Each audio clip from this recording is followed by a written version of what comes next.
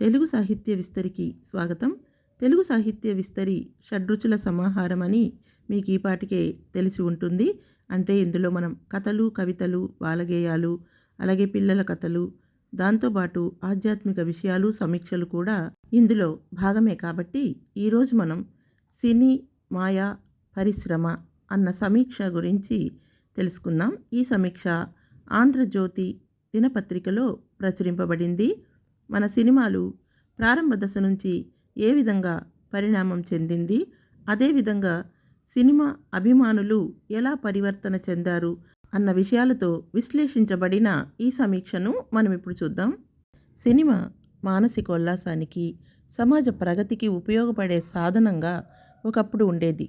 దేశ చరిత్రల్ని భావితరానికి తెలిపే విధంగా, పురాణ ఇతిహాసాల గురించి తెలుసుకునేందుకు, దేశభక్తిని పెంపొందించేలా, కుటుంబ సంబంధాల విలువల్ని కాపాడేలా, సమాజంలో మానవత్వాన్ని మేల్కొల్పేలా, కొందరి స్వార్థ ప్రయోజనాలతో ఏర్పడిన మూఢ ఆచారాల్ని మంటగలిపి నిజమైన ఆరోగ్యకరమైన సాంప్రదాయాలను గౌరవంతో ఆచరించేలా తీయబడేవి. విదేశాల మత విశ్వాసాలు ఎలా ఉన్నా మన దేశంలోని సర్వ మతాలలో ఆడవారి పట్ల గౌరవ మర్యాదలు కొదవ లేకుండా ఉండేవి. అందువల్ల హిందువులు, ముస్లిములు, క్రైస్తవులు అన్న తేడా లేకుండా వారి వారి మతాచారాల ప్రకారం స్త్రీ పురుషులు ఎవరైనా నిండైన వస్త్రధారణతో సమాజంలో గౌరవంగా పూజింపబడటం వల్ల పూర్వపు రోజుల్లో స్త్రీ వేషాలను నాటకాలలో పురుషులే ధరించడం మనకు తెలుసు. కాలంతో పాటు వచ్చే మార్పులు సమాజాన్ని తప్పకుండా మార్చుతుంది. అలాగే నెమ్మదిగా ఆడవాళ్ళు నటనలోకి అడుగుపెట్టినా అది ఎంతో హుందాతనంతో మొదలై రాను ఏహ్యమైన హావభావాలు, జుగుప్సాకరమైన కట్టుబొట్టులతో స్త్రీలే వారి ఉనికిని దిగజార్చుకోవటం బాధాకరం. దీని గురించి ఎవరైనా నోరు మెదిపితే మహిళా సంఘాల పేరుతో విరుచుకుపడటం అర్థరహితం. సమానత్వం అన్నది చులకన భావాల్ని త్రుంచడానికి, హక్కుల్ని సాధించుకోవడానికి ఉపయోగించుకోవాలి తప్ప కట్టుబొట్టుతో పోటీపడి విచ్చలవిడిగా ప్రవర్తించేందుకు సాధనంగా వాడుకోకూడదు. చదువులో, విధి నిర్వహణలో, బాధ్యతగా మెలగటంలో స్త్రీలు పోటీ పడవచ్చు. కానీ భగవంతుడిచ్చిన రూపాన్ని, నిర్దేశించిన ధర్మాల్ని విస్మరించడం తెలివి తక్కువతనం. ఆర్థిక పరిస్థితులు, బాధ్యతలతో కొందరు స్త్రీలు ఉపాధి కోసం ఎంచుకునే నటన అనే వేదిక హద్దుల్ని చెరిపేసినందువల్ల ఈరోజు ఏం జరిగిందో మీ టూ ఉద్యమమే సాక్ష్యం. దీన్ని పక్కన పెడితే సినిమా నటులంటే బ్రతుకు తెరువు కోసం లేదా వారికున్న నటన వ్యామోహంతో నటించడానికి వస్తారు. ప్రజలు ఓహో అనేలా నటించవచ్చు, నిజమే అనుకునేంతగా భ్రమింపజేయవచ్చు, తమ నటనతో ప్రేక్షకులను కట్టిపడేయవచ్చు. దానికి తగిన పారితోషికం తీసుకుని వారి నటనలో వైవిధ్యాలను జోడిస్తూ కొత్త కొత్త నట కౌశలాలను ప్రదర్శించి మెరుగులు దిద్దుకోవచ్చు. అంత మాత్రాన వాళ్ళు దైవాంశ సంభూతులు అయిపోరు. అభిమానం ఉండొచ్చు, కానీ కని పెంచిన తల్లిదండ్రులను, కష్టసుఖాల్లో ఆదుకునే తోడబుట్టిన వాళ్ళు, కలిసి పనిచేసే సహోద్యోగులు, అవసరాల్లో ఆసరా అయ్యే మన చుట్టుపక్కల వారికన్నా వాళ్లే గొప్ప అనుకునేంత శృతి మించిన దురభిమానంలోకి యువత జారిపోవటం దురదృష్టకరం. మనిషికి అవసరం వినోదం. ఆ వినోదం శత్రువులను చెండాడే దేశభక్తికి, సమాజాన్ని ఉద్ధరించేందుకు, అలాగే తనను తాను ఉద్ధరించుకునేందుకు తోడ్పడాలి. అయితే సహజమైన మనిషి గుణం పక్కవారి జీవితాల్లోకి తొంగి చూడటం.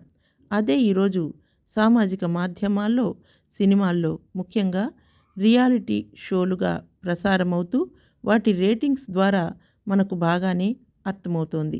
ఈ రోజున టీవీ షోలు మొదలుకుని సినిమాలు, సోషల్ మీడియా మాత్రమే కాదు, ఇళ్లలోనూ అలాగే విద్యాలయాల్లోనూ జరిగే ఫంక్షన్స్లో కూడా 1-2 సంవత్సరాల వయసున్న చిన్న పిల్లల్ని కూడా అశ్లీల బట్టలతో నాట్యం చేయిస్తూ పైపెచ్చు బట్టలెందుకు చూస్తారు, టాలెంట్ చూడండి అంటూ నిర్లజ్జగా సమర్థించుకోవటం మనకు కనిపిస్తుంది.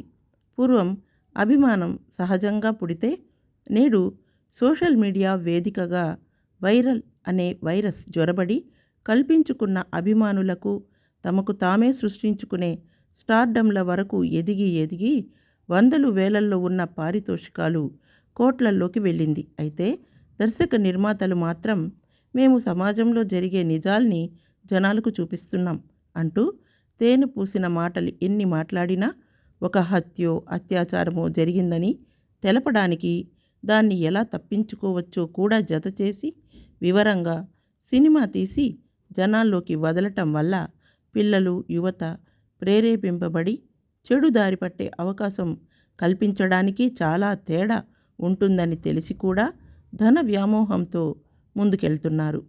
స్వయం కృషి సినిమా వల్ల చెప్పులు కుట్టేవాడు కూడా ఒక మనిషిని జనం గుర్తించి గౌరవించేలా ఎలా ఆదరించారో అదేవిధంగా అసాంఘిక శక్తులను హీరోలుగా చూపించటం వల్ల వాళ్ళు కూడా సమాజంలో రొమ్ము విరుచుకుని తిరుగుతూ మరింత మందిని తయారు చేస్తాడు అనటంలో ఎటువంటి సందేహమూ లేదు.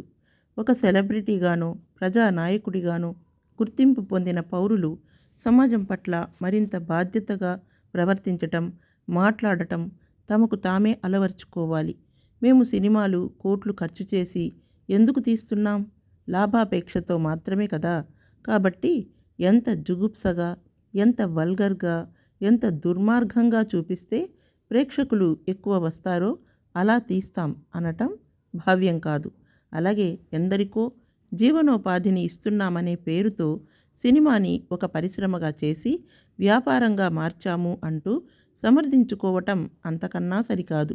జనం కూడా పాతకాలంలో లాగా తెర వెనుక నటులుంటారని, జరిగేదంతా నిజం అనుకునే భ్రమ నుంచి తేరుకుని తామే నటులై సోషల్ మీడియాలో రాజ్యమేలుతూ కూడా సినిమా నటుల్ని ఆకాశానికి ఎత్తేస్తూ మొదటి రోజే సినిమా చూడకుంటే ప్రాణం పోతుంది అన్నంత మూర్ఖత్వంతో బ్రతకటం శోచనీయం. ఈ విధమైన అభిమానుల అతి ఆకర్షణే సినిమా టికెట్ల ఖరీదు పెంపుకి ఒక మూల కారణం. అయితే సమాజం పట్ల బాధ్యతతో ఉండాల్సిన ప్రభుత్వాలు చిత్తశుద్ధితో తమ కర్తవ్య నిర్వహణ చేస్తే పరిస్థితులు రాను ఇంత దిగజారిపోకుండా ఉండేవనటానికి ముఖ్యమైన కారణం పేరుకు మాత్రమే పనిచేస్తున్న సెన్సార్ బోర్డులు.